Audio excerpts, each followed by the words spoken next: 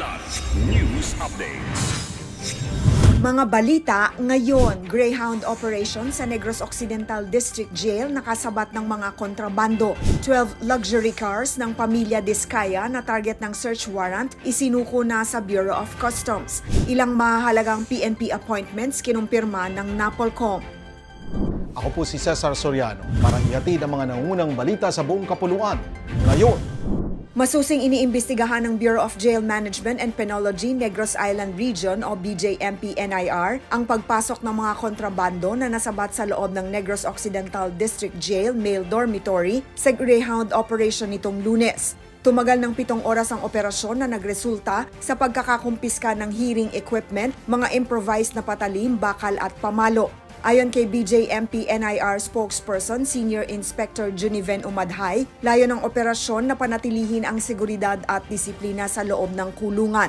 Naitala ito ilang araw matapos ang noise barrage noong August 28 ng mga preso dahil umano sa hindi pantay na pagtrato sa mga preso sa kulungan. Nagresulta ito sa pagbaba sa pwesto ng acting jail warden na si Jail Chief Inspector Crisirel Awe at pagtatalaga ng bagong opisyal na si Jail Senior Inspector Raymond Aro. Nagsibalikan na sa St. Gerard Construction Company sa Pasig City ang mga sasakyang pagmamay-ari ng mga Diskaya na hindi nadatna ng mga tauhan ng Bureau of Customs sa raid inspection kahapon ng umaga. Sa ulat ng BOC, unang narecover at naselyuhan ng 2 sa 12 luxury cars sa nasabing compound sa bisa ng search warrant ng Manila RTC Branch 18. Dahil dito ay naglabas ng babala ang customs sa pamilya Diskaya na tutuntunin nito ang 10 iba pang sasakyan. Pagsapit ng gabi, 7 sasakyan ang isinuko sa BOC at ibinalik sa compound ng St. Gerard, kabilang ang Rolls-Royce Cullinan 2023. Napag-alaman namang nasa service repair centers ang 3 iba pa at nakatakda ring isurrender sa BOC. Kasalukuyang bineberipika na ng customs ang importation records ng 12 sasakyan upang alamin kung sumunod ba ang pag-acquire ng mga ito sa customs laws.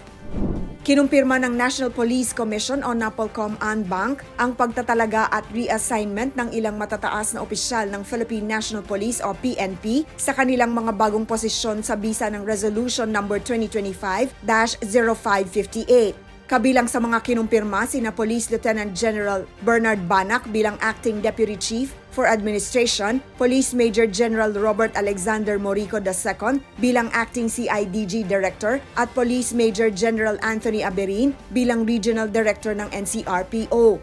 Kasama rin sa listahan sina Police Brigadier General Christopher Abrahano, Police Brigadier General Paul Kenneth Lucas at ilan pang general at koronel.